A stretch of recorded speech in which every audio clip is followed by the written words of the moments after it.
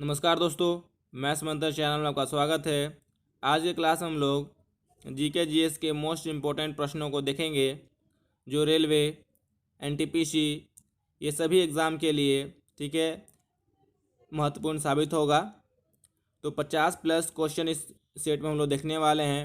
तो उम्मीद करता हूँ यह वीडियो आपको पसंद आएगा, तो शुरू से अंत तक देखते रहिए।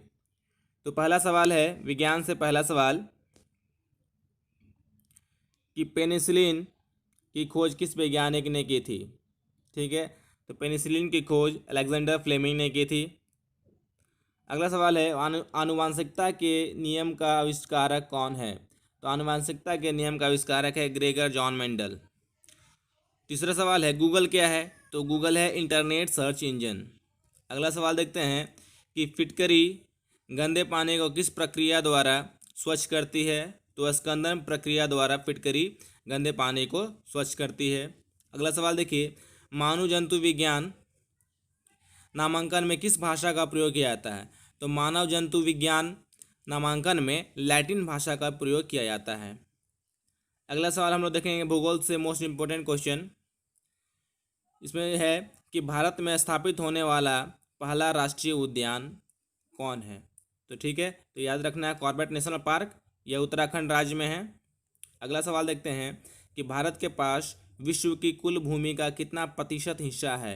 तो भारत के पास विश्व की कुल भूमि का 2.4% हिस्सा है। अगला सवाल देखते हैं कि जनगणना 2011 के अंतिम आंकड़ों के अनुसार भारत के किस राज्य की शहरी जनसंख्या अधिकतम है। ठीक है, तो शहरी जनसंख्या में सबसे अधिकतम किस राज्य का है। तो महाराष्ट्र राज्य का है। अगला सवाल देखिए कि किस समुद्र में सबसे ज़्यादा खारापन 238% खारापन होता है। तो डेड सी मृत सागर में 238% खारापन है।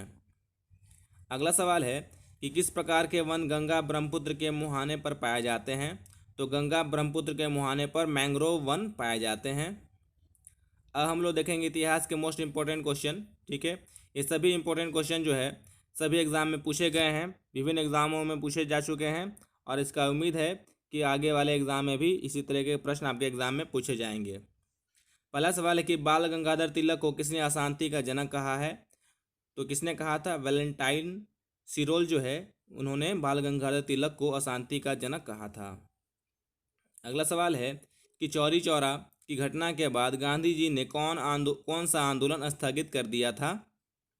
तो चौरी चौरा घटना के कारण ठीक है महात्मा गांधी ने असहयोग आंदोलन को वापस ले लिया था।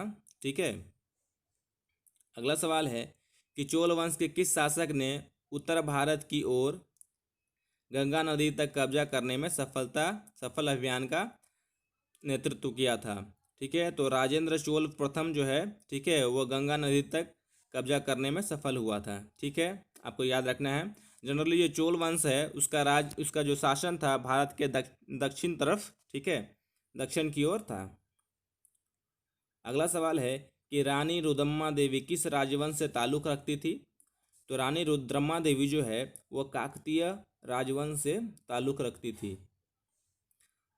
अगला सवाल है कि अशोक के शिलालेखों को सबसे पहले किसने पढ़ा था। तो अशोक के शिलालेखों को सबसे पहले जेम्स प्रिंसेप ठीक है ने 1837 ईस्वी में ठीक है 1837 ईस्वी में सबसे पहली बार पढ़ा था। ठीक है, अगला सवाल देखिए, अर्थव्यवस्था के हम लोग देखेंगे मोस्ट इंपोर्टेंट क्वेश्चन। अब सवाल है कि भारत में साख रेटिंग एजेंसी को कौन विनियमित करता है।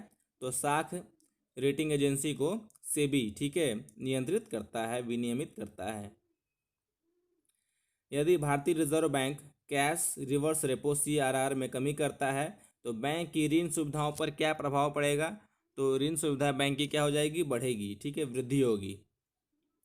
अगला सवाल है कि FII का विस्तारित रूप क्या है।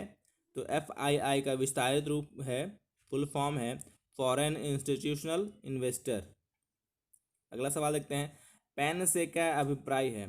तो पैन का फुल फॉर्म होता है परमानेंट अकाउंट नंबर। अगला सवाल है कि भारत की संसद में क्या क्या सम्मिलित है। तो भारत की संसद में लोकसभा, राज्यसभा और राष्ट्रपति सम्मिलित हैं। ठीक है, ये सभी संयुक्त रूप से क्या बनाते हैं, संसद का निर्माण करते हैं, संसद के अंग हैं। भारतीय संविधान में राज्य के नीति निर्देशक सिद्धांत को किस भाग में इंगित किया गया है? तो भाग 4 में, ठीक है, नीति निर्देशक सिद्धांत को इंगित किया गया है।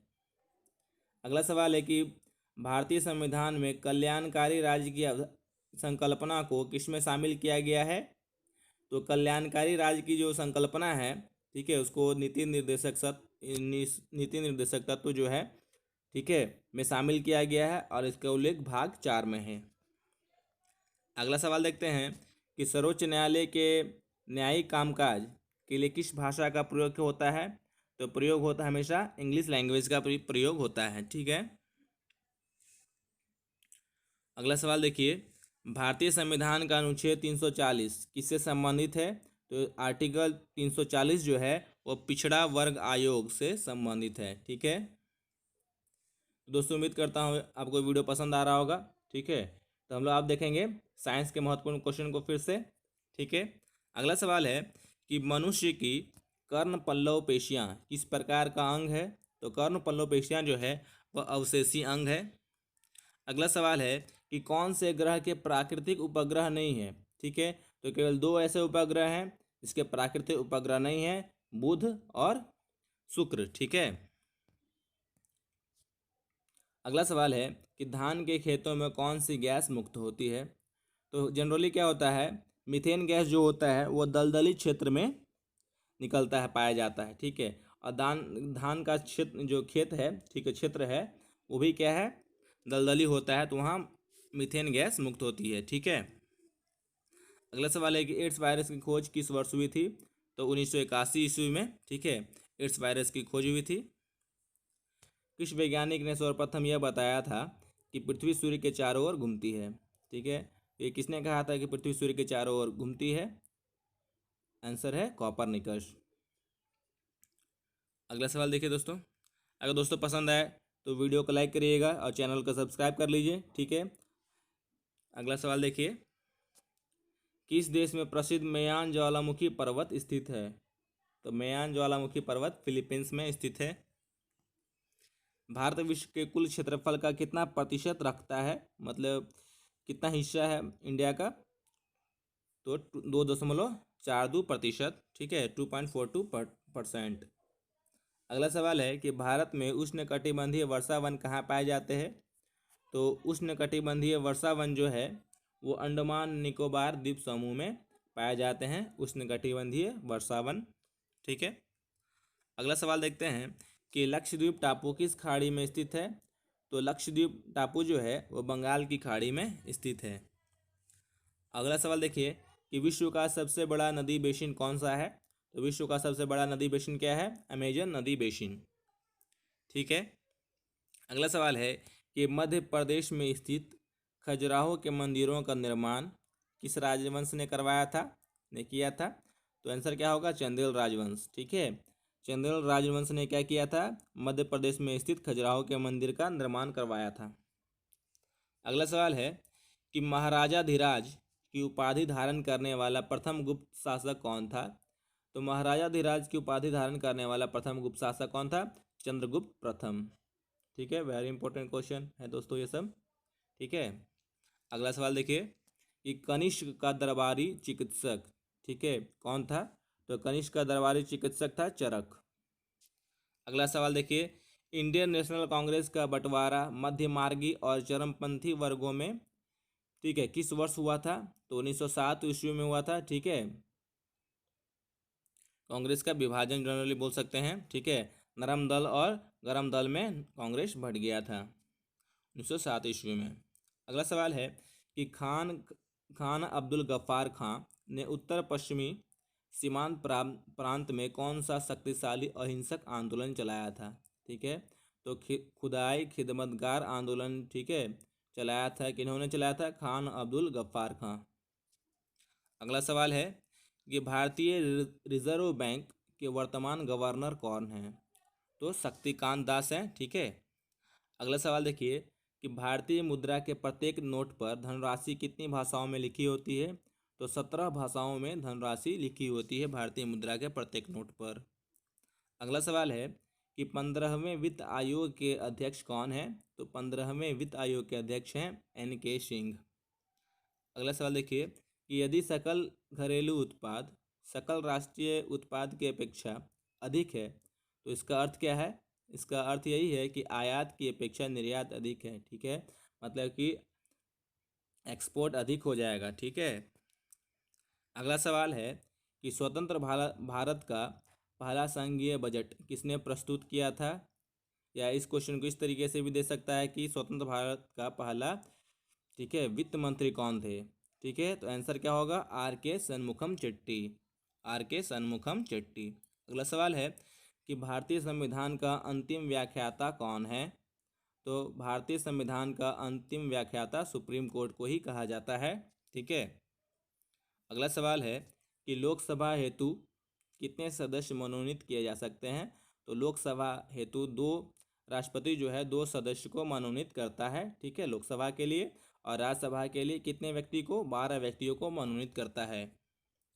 भारतीय संविधान की 8वीं अनुसूची किससे संबंधित है।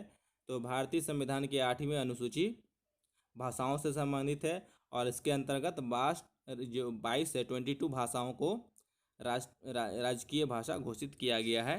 ठीक है, 22 भाषाओं को। अगला सवाल है कि भारतीय संविधान के किस खंड को संविधान की आत्मा कहा गया है। तो मौलिक अधिकार से संबंधित खंड को, ठीक है, संविधान की आत्मा कहा गया है। अगला सवाल है कि राज्य लोक सेवा आयोग, ठीक है, कि नियुक्ति जो है कौन करता है। तो राज्य का राज्यपाल करता है। ठीक है। अगर दोस्तों वीडियो पसंद आए तो वीडियो को लाइक करिएगा, चैनल को सब्सक्राइब कर लीजिए। ठीक है।